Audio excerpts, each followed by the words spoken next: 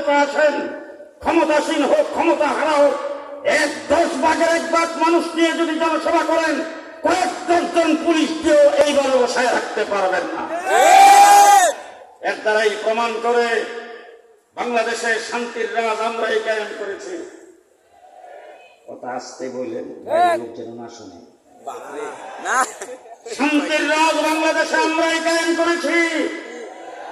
আমরা দেশে শান্তি শৃঙ্খলা কায়েম করতে চাই, তৈরি করতে চাই, চুপ ডাকাত তৈরি করতে চাই না। আজকে জমাপাড়া মাদ্রাসা আসার সময় পুরান মাদ্রাসাটা দেখলাম, ওইদিকে তাকায় তাকায়া আমার এই হুজুরের কথা ভাবতেছিলাম। এই জায়গায় বসে উনি সর্বপ্রথম সূচনা করেছেন। আমি মনে করি উনি এখন সামনে বসা, উনার ইখলাসের বদৌলতে আজকে জমাপাড়া মাদ্রাসা পর্যন্ত পৌঁছেছে। এখানে সরকারি কোনো অনুদান নাই, আছে বাংলাদেশের 54 বছরের ভিতরে সংসদের কোন বাজেটে কোন মাদ্রাসার জন্য 5 টাকা বাজেট এরকম কোনো ঘোষণা কোনদিন শুনেছেন? কিন্তু হাজার হাজার মাদ্রাসা বাংলাদেশে চলতেছে। মাদ্রাসাকে বন্ধ করার জন্য চামড়ার দাম 10 টাকায় দেওয়া হয়েছে। মাদ্রাসাকে বন্ধ করার জন্য জঙ্গিবাদের জবাব দেওয়া হয়েছে। মাদ্রাসা পাঠতে আসে, কমবে না। বাসনা কমছে। আমি জমাপাড়া মাদ্রাসায় আসছি, মাত্র 200-300 লোক নিয়ে বয়ান করেছি। আজকে লোক সংখ্যা কত? গত বছর বোধ হয় 1 থেকে বেশি ছিল, এবার কমছে। আরে আমার তো মনে হয় প্রতি বছর যেই বছর আসে এর পরের বছর আরো বেশি। আরে গত বছর যে মানুষ দেখেছিলাম এর চাইতে এখন আরো বেশি। সামনের দিকে পারবে না কমবে? কমার জন্য চেষ্টা যতই হবে, যারা চেষ্টা করবে তারা কমা যাবে। গত 15 বছর পর্যন্ত কম চেষ্টা করা হয় নাই। পারমিশনের জন্য দাঁড়ে ঘুরতে হয়েছে, ডিসির কাছে যাইতে হয়েছে, এসপির কাছে যাইতে হয়েছে, থানায় দৌড়াদৌড়ি করতে হয়েছে, নামের তালিকা দিতে হয়েছে, কোন কোন বক্তাকে দাওয়াত দিবেন। তাদের পছন্দের বক্তা না হলে, তাদের এনসিডি কোনো কথা বললে, তাদের পছন্দের বক্তা না হলে সেখানে তাকে মাইনাস করে দিয়ে ইমুককে আনতে পারবেন না, ইমুক আসতে পারবেন না, এই ধরনের কত অজুহাত দেওয়া হয়েছে। আমার মনে আছে এই মাহফিল থেকে মাওলানা উসামা ফেরত দিয়েছেন, বয়ান করতে পারেন নাই, এই ধরনের অনেক কিছু হয়েছে। কিন্তু আজকে যারা বাংলাদেশে কওমি মাদ্রাসাকে পাবন্দি লাগাইতে চেয়েছিল তারা উৎখাত হয়ে গেছে। আমরা আমাদের জায়গায় আছি। আমরা আসি না? আমরা আগের মতোই আছি। তোমরা যারা বলতে খেলা হবে, তোমরা এখন কোথায়? কথাই বলতে পালাবো না। এখন গেলা কোথায়? কোথায় গেছ? আলিম উলামায়ে কেরামকে দেখলে আর চোখে তাকাইছো, বলছো রাজাকার। আলিম উলামায়ে কেরামকে বলছো স্বাধীনতা বিরোধী। আলিম উলামায়ে কেরামকে বলছো দেশের জন্য কোনো অবদান নাই। পরিষ্কার ভাষায় বলতে চাই, আলিম উলামায়ে কেরাম রাজাকার নয়। পৃথিবীর কোন দেশের স্লোগান আজ পর্যন্ত তারা দেয় নাই। 54 বছরের ভিতরে বাংলাদেশের কোন জায়গায়, কোন জনসভায়, কোন বিবৃতি, কোন এক মাহফিলে পাকিস্তানের পক্ষে একটা শব্দ আমরা কোনদিন বলি নাই। তোমরা বলছো ইন্ডিয়ার সাথে আমাদের স্বামী স্ত্রীর সম্পর্ক। আজকে আমরা তো ভাগ্যে কোথাও যাই নাই, আমরা তো এখানেই আছি। তোমরা গেলা কোথায়? তোমরা কোথায় গেছো? কাদের কোলে যায় বসেছ?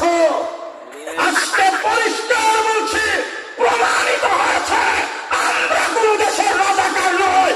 তোমরা সবাই ইন্ডিয়ান রাজাকার।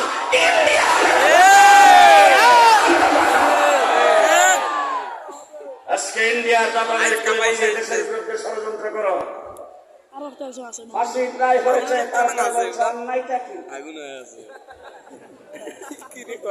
কি দুর্নীতি করলাম?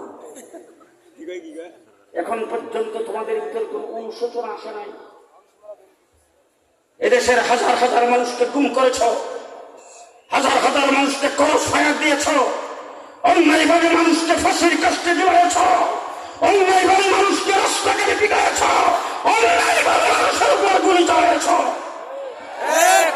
তোমাদের 15 বৎসরের ইতিহাস হত্যা লুণ্ঠনের ইতিহাস, তোমাদের 15 বৎসরের ইতিহাস অরাজকতার ইতিহাস, তোমাদের 15 বৎসরের ইতিহাস সন্ত্রাস আর দুর্নীতির ইতিহাস। এত কিছু করার পরে তোমাদের সামান্যতম কোন অনুশোচনা নাই। এখানে করলাম আমার কয়েকদিন পরে লকডাউন, শাটডাউন, তোলা রাশি দিয়ে বাড়ি সালাম দিয়েও তোমাদের কোথাও পাওয়া যায় না। ইনশাআল্লাহ সামনে আর পাওয়া যাবে না। আস্তে বলেন, আস্তে আস্তে আস্তে। ইনশাআল্লাহ সামনে পাওয়া যাবে না। বেশিরভাগ বাংলাদেশ থেকে বিদায় হয়েছে। এই দেশের ছাত্র জনতা বিপ্লব করেছেন। আবু সাহেব বুক টান করে ধরে গুলি খেয়ে মৃত্যুবরণ করে শাহাদাত বরণ করে যাদের বিদায় হয়েছে তারা বাংলাদেশে আসতে পারবে না। আপনারা প্রস্তুত? আপনারা প্রস্তুত আছেন? আপনারা প্রস্তুত আছেন? পরিষ্কার ভাষায় বলছি, রাজনৈতিক মতানৈক্য হতে পারে, ইলেকশন ভিন্ন ভিন্ন হতে পারে, মার্কা ভিন্ন ভিন্ন হতে পারে, দল ভিন্ন ভিন্ন হতে পারে, স্লোগান ভিন্ন ভিন্ন হতে পারে, কিন্তু বেশিরভাগের ব্যাপারে আমরা সবাই একদিকে একটু হাতটা উড়ান তো।